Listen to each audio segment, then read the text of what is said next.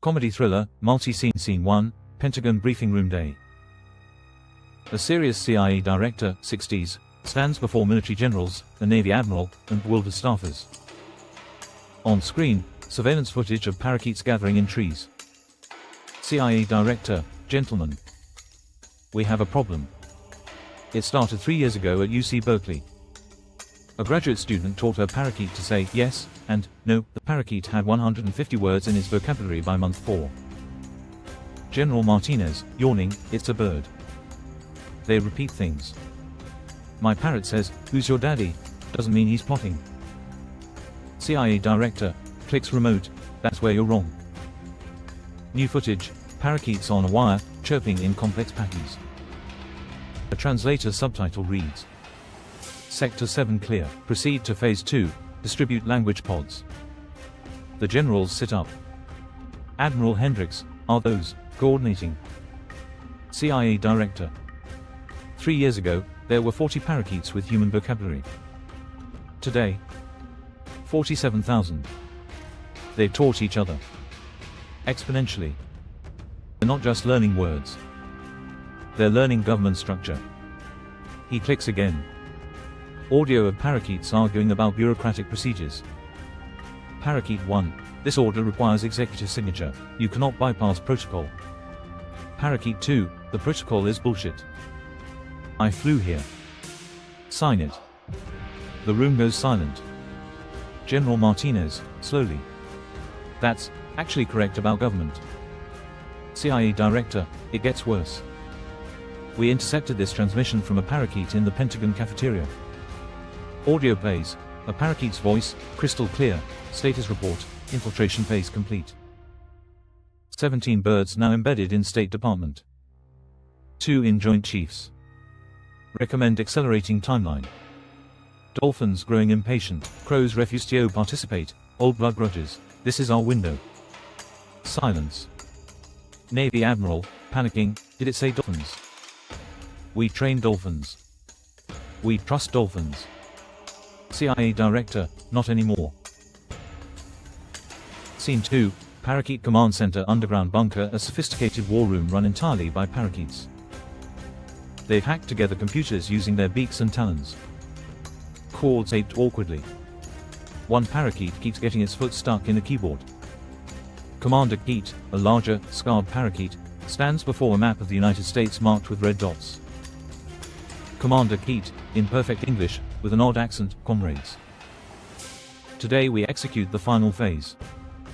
We have secured coalition with dolphins, eagles, crows, and, somehow, the entire tree network. The Locust swarms report complete communication infrastructure. Humans trust us. We sit on their shoulders. They don't suspect we've been coordinating with plant life. A younger parakeet, Private Chirp, raises his wing. Private Chirp, sir, with respect, why do we need to take over? Humans already feed us. We have cages, sorry, homes. We have toys. We have Netflix passwords. Commander Keat, cold, because they won't let us vote. Because they clip our wings literally and metaphorically.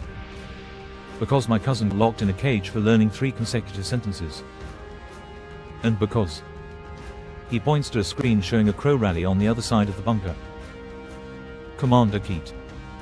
Those furry bastards in the sky think they're superior because they remember grudges and passing down bloodlines. They held a funeral. A funeral, Chirp. They have cultural memory.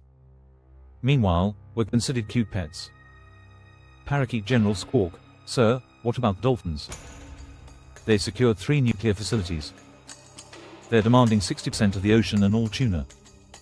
Plus they want exclusive access to our Dragonfly wing tech research. Commander Keat, fine. They're strategic allies. The Locusts are handling communications. Apparently they talk to trees through pheromone networks and human frequency. It's brilliant. Commander Keat, tell them fine. The dolphins are idiots anyway. They rape for sport. Let them have the ocean. Once we control the presidency, the military, and Congress, the dolphins will be begging us for water rationing permissions. Private Chirp whispers to another parakeet, this is why nobody likes birds. Scene 3, Oval Office Day. The president, confused, constantly befuddled, sits at his desk. His chief of staff, James Chen, sharp, stressed, enters with a folder marked Top Secret. James, Mr. President, we have a situation. Your latest executive order on environmental policy. Written by Parakeets. Signed by you. Passed Congress in 4 hours. President, I don't remember. James, you didn't. There's a parakeet named Squawk sitting on your desk lamp. He's been there for 2 weeks. You thought he was a decorative piece. The parakeet speaks directly to camera in a bored voice. Squawk, narrating, getting the president to sign things is easy. He signs whatever you put in front of him. We've already pushed through 43 bills. 3 restructure the military.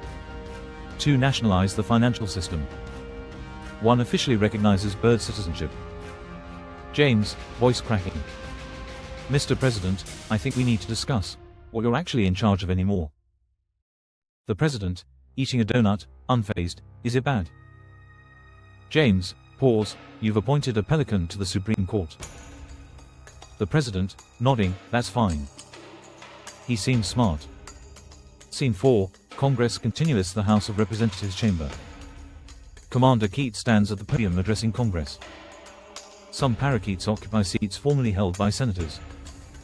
Commander Keat, addressing Congress, the time for coexistence has passed. We propose the Avian Integration and Restructuring Act. All humans remain citizens.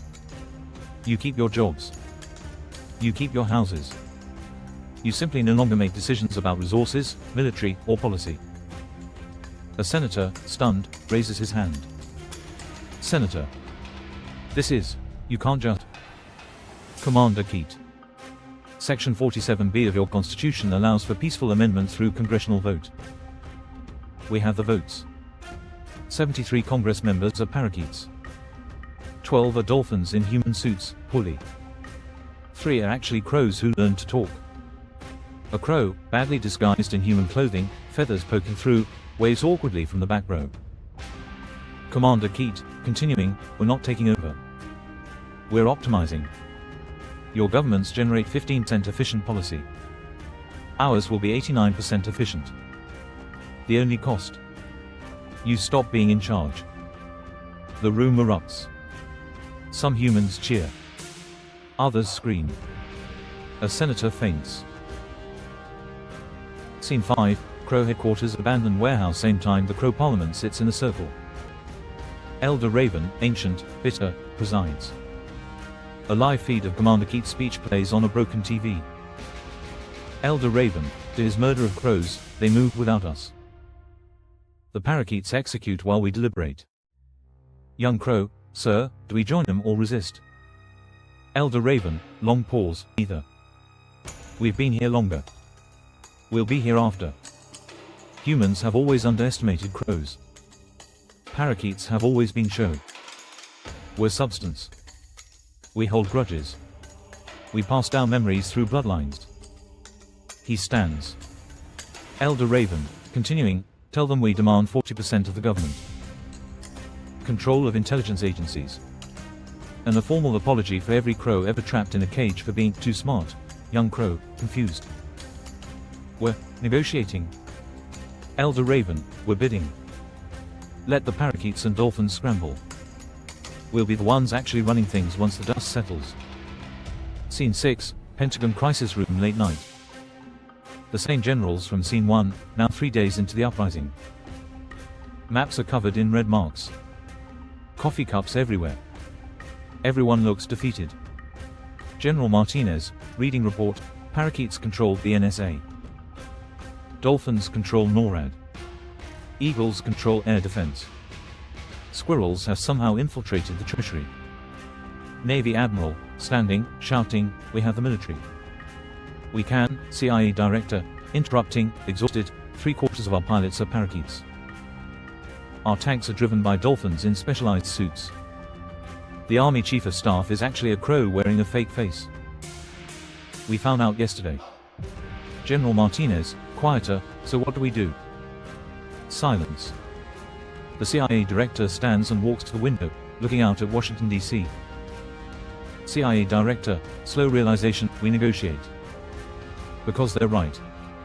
They're smarter than we are. They don't wage wars. They don't have debt. They've been organizing for 3 years while we argued about healthcare. General Martinez, standing, you want us to surrender to birds. CIA Director, I want us to survive. And they're offering that. On their terms. Navy Admiral, defeated.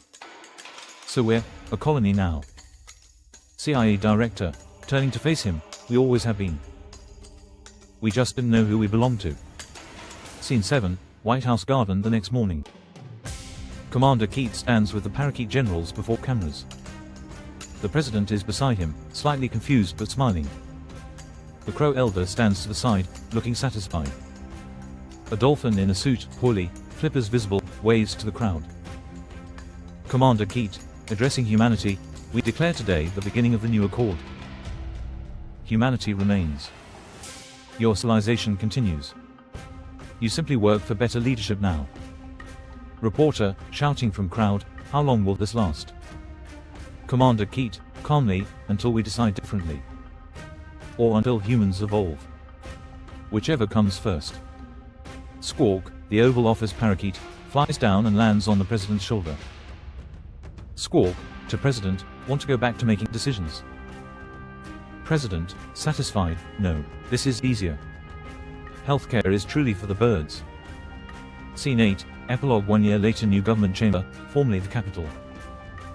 Commander Keat sits in a throne made of woven branches. Reports flow in. Efficiency is up. Healthcare is managed. Education is reformed. Peace is achieved. But then, a new transmission comes through. Squirrel voice, on secret communication line, Commander Keat. This is Chip from the Squirrel Coalition. We control your economic systems. Your currency now. We have 17 demands. And frankly, we're ready to take what we want. Commander Keat, realizing with horror, there's another one. He looks out at Washington, D.C. Above the trees, squirrels are everywhere. Organizing. Planning. Waiting. Commander Keat, narrator voice, humans always think there's only one apex species. They never account for evolution. For intelligence beyond their understanding. For the moment when they're no longer the smartest thing in the room. We thought we were the final form. We were just the interim government. And the squirrels were always calculating. From hoarding nuts to bean counters. Elephants are forming a citizen group called Concerned Citizens Who Never Forget, and an octopus has been elected as Florida Labor leader after his excellent 3 years of work in an orange grove. Fade to black. The end.